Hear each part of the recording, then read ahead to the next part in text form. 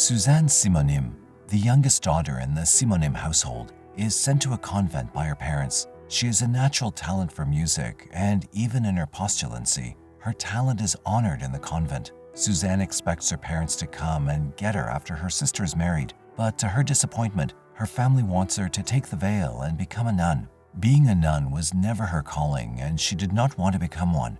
Everybody tried to convince her to undertake religious probation, but they just couldn't change her mind. Finally, after continuous persuasion from the Mother Superior, the one who treats her kindly and provides her comfort, Suzanne gives in. However, on the day to pronounce her final vows, she couldn't bring herself to declare that she's taking the vows of her own accord and with free will, so the convent sends her back home. At home, her parents, especially her father, are not happy with her arrival. Soon, she finds out that she is an illegitimate child as a result of her mother's extramarital affair, and that her biological father does not even know about her existence. Later that afternoon, Suzanne's mother comes to her and tells her a little about her real father, and begs her to take the veil to make up for her sins. Afraid that her mother will come to hate her, she's left with no choice but to accept it. A few days pass by and the news of their family affair is spread. Almost all of the convents have refused to take her in, but Sainte Marie, the one Mother Superior is in,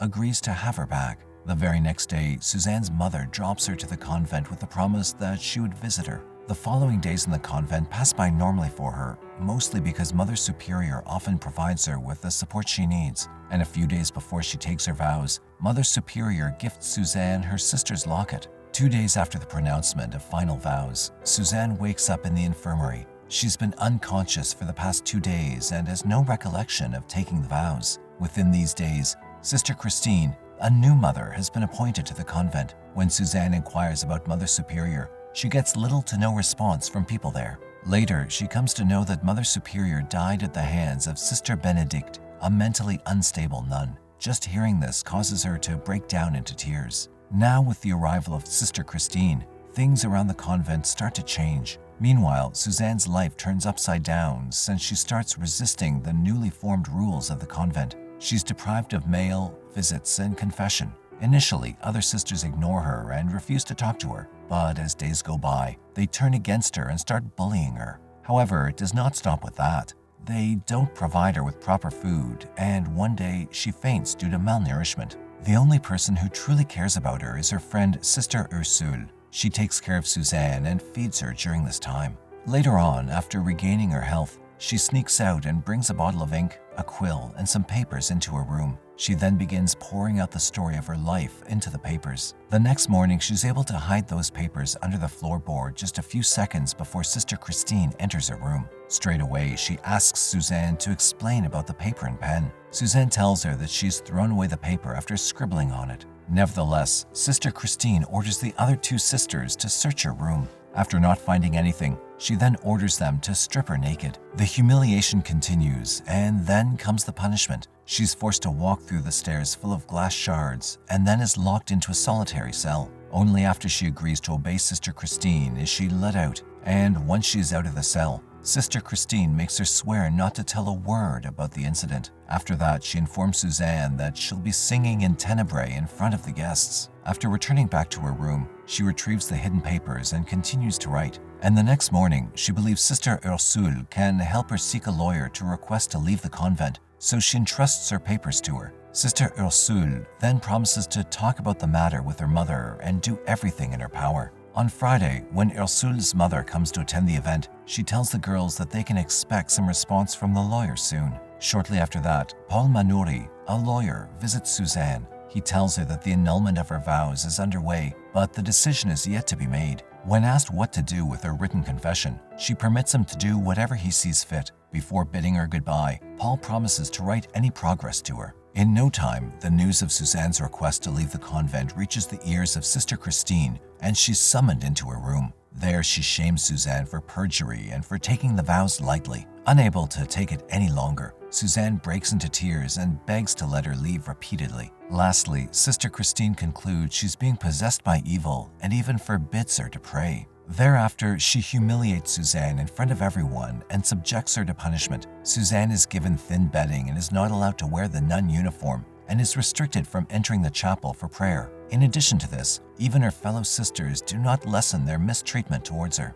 One day, a bishop comes to the convent and questions Suzanne about the state she's in. She honestly answers every query he's thrown at her and describes the horrible things she's been going through. Next, the bishop himself goes to inspect the room Suzanne is living in and sees the terrible state of the room. Witnessing all of this, he deems Sister Christine not worthy of her title and warns her to lodge a complaint with His Grace. A couple of days later, Paul again comes to visit Suzanne and asks her if she didn't receive his letter. He informs her that her request has been rejected. From their conversation, she even comes to know that, with the only condition of Ursule agreeing to stop seeing Suzanne ever again, Ursule's mother has done everything within her limits to try to relocate her. However, after some time, Ursule's mother and Paul's efforts pay off when they're able to relocate Suzanne to another convent. Paul personally takes her to their new convent. There, Suzanne is warmly welcomed by the Mother Superior and other sisters. She does not need to worry about nice bedding and proper food in this convent,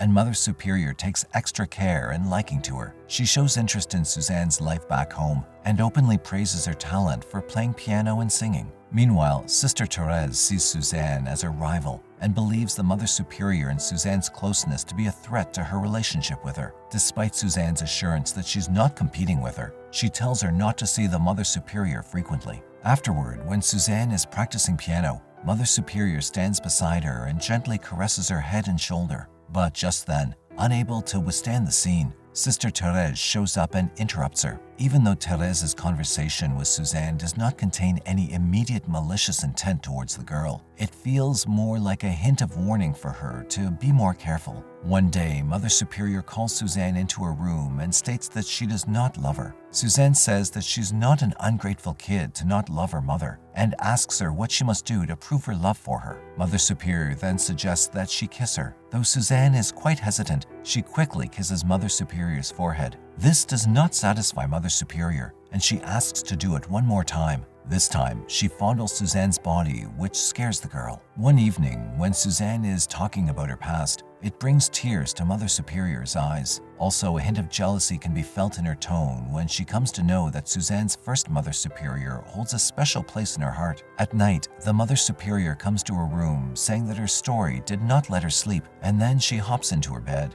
With eyes full of tears, she gets under the blanket and holds Suzanne and asks her to come close. She even takes the chance and kisses Suzanne, but the knock on the door interrupts and she leaves. The next day, the Mother Superior asks Suzanne if she slept well and informs her that she's locked Sister Therese up, but Suzanne asks her not to do that. As Suzanne is leaving, Mother Superior tells her not to mention what happened last night to Father Morante in her confession. However, she does exactly what Mother Superior told her not to do and confesses the weird behavior of Mother Superior towards her and also what had happened the previous night. Hearing this, Father Morante tells her to decline Mother's unusual invitation in the future. Then he instructs her to pray in the chapel all night long. At night, Mother Superior comes and begs her not to ignore her and also says that the Father turns everyone she likes against her. She also adds that he was the one who drove Therese crazy. Nevertheless, the words about Mother Superior spread across the convent, and all the sisters start giving a weird look to her. So, Mother Superior no longer suppresses her obsession for Suzanne and openly approaches her, scaring the girl and crying for help. Eventually, Mother Superior is taken by other sisters into her room, but her obsession has already taken control of her, and her mental state is influenced by it. Afterward, Father Morante comes to see Suzanne and secretly hands her a key to the back door. He tells her that her protector has planned for her escape